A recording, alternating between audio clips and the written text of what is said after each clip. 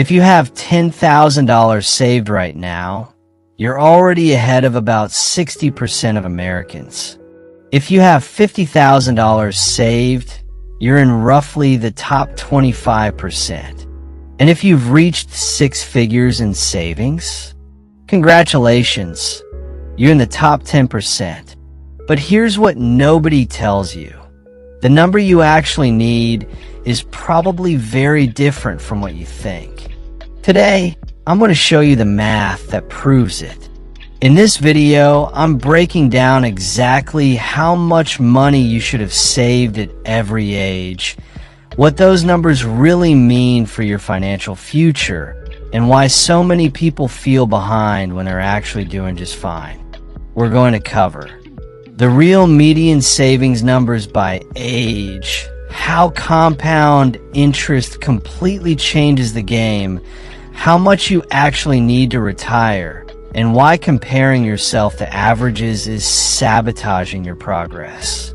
Stick around until the end, because I'll show you a simple calculator method that tells you your number in under 60 seconds. Let's get into it. Part 1. The shocking reality of American savings. First, let's talk about where most people actually stand, because the data might surprise you. According to the Federal Reserve's 2022 survey of consumer finances, here's what Americans have saved in retirement and investment accounts. Ages 20 to 29, median, $8,000 average, $35,000. Ages 30 to 39, median, $35,000 average, $131,000. Ages 40 to 49, median, $70,000 average, $256,000. Ages 50 to 59, median, $130,000 average, $468,000. Ages 60 to 69, median, $200,000 average, $658,000. Notice something important. The median and the average are wildly different. That's because averages are skewed by ultra-wealthy outliers. The median shows where the middle person actually is. Now here's the stat that really matters. According to a 2023 Bankrate survey, 57% of Americans couldn't cover a $1,000 emergency from savings. That means if you have $1,000 saved, you're ahead of more than half the country. $5,000 puts you ahead of roughly 65%. $10,000 puts you ahead of about 70%. $50,000 places you in the top 30%. And $100,000 or more puts you in the top 10 to 15%. If you're watching this and thinking you're behind, don't panic. We'll talk about how to catch up. But if you do have these amounts saved, give yourself more credit than you probably do. Here's why these numbers feel so low. Savings don't exist in a vacuum. Someone earning $40,000 with $20,000 saved is in an incredible position. That's half their annual income.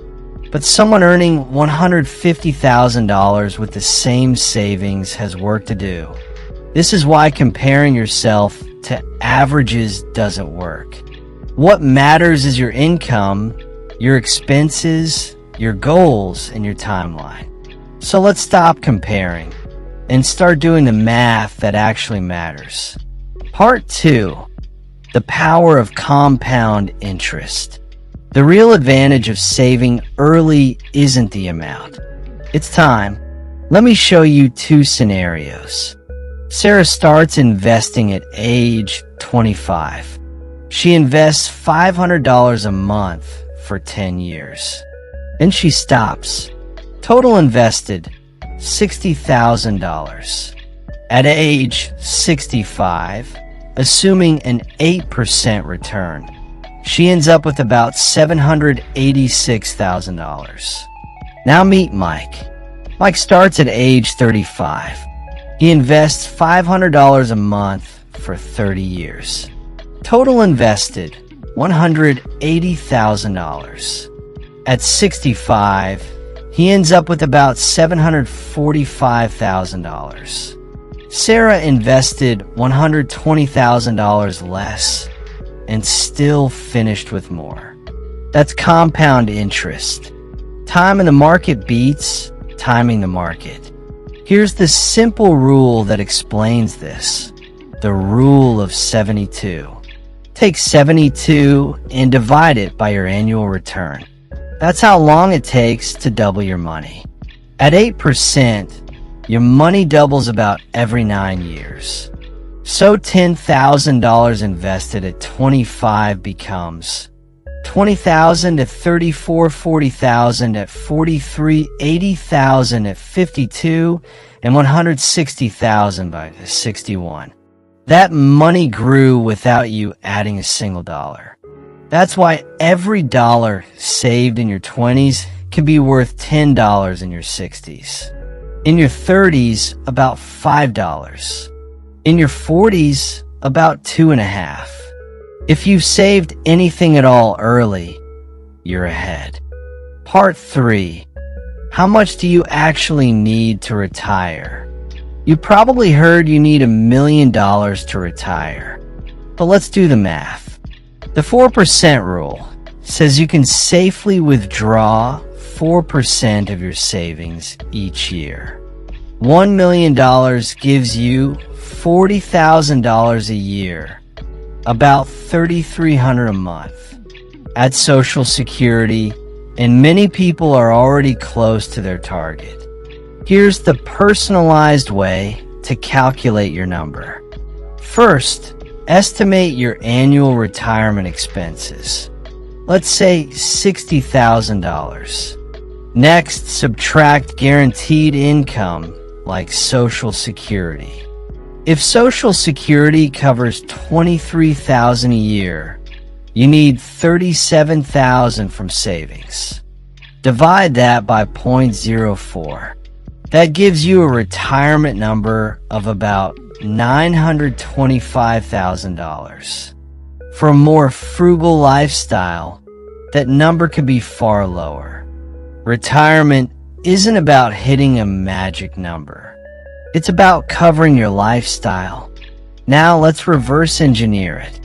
To reach $1 million by 65, at 25, you need about $286 a month.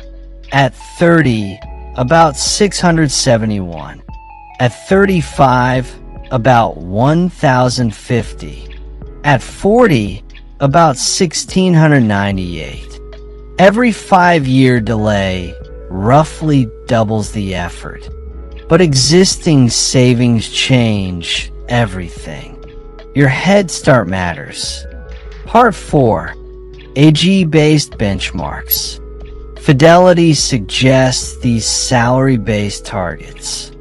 By 30, 1 times your salary by 40, 3 times by 50, 6 times by 60, 8 times by 67, 10 times. These are goals, not requirements. Here's a more realistic framework. By 30, 10,000 minimum, 30,000 good, 50,000 excellent. By 40, 50,000 minimum, 150,000 good, 250,000 excellent. By 50, 150,000 minimum, 350,000 good, 500,000 excellent. If you're anywhere near these ranges, you're doing better than most.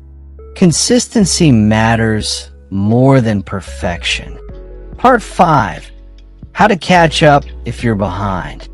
If you're behind, don't panic. You still have options. Increase your savings gradually. Maximize employer matches. Use catch-up contributions after 50. Even starting at 50, aggressive saving can still reach 7 figures. Another powerful lever is time. Working just 3 extra years can dramatically increase your retirement security and your Social Security benefits.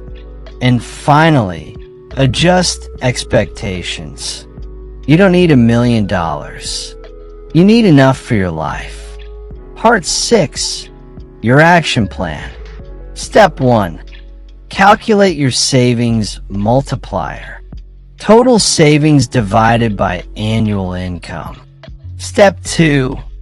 Calculate your monthly target using a compound interest calculator. Step 3. Automate everything. Consistency beats motivation. If you have 5,000 saved, you're ahead. If you have 50,000, you've built momentum. If you have 100,000, your money is now working for you. The best time to start was 10 years ago. The second best time is today. Thanks for watching. I'll see you in the next one.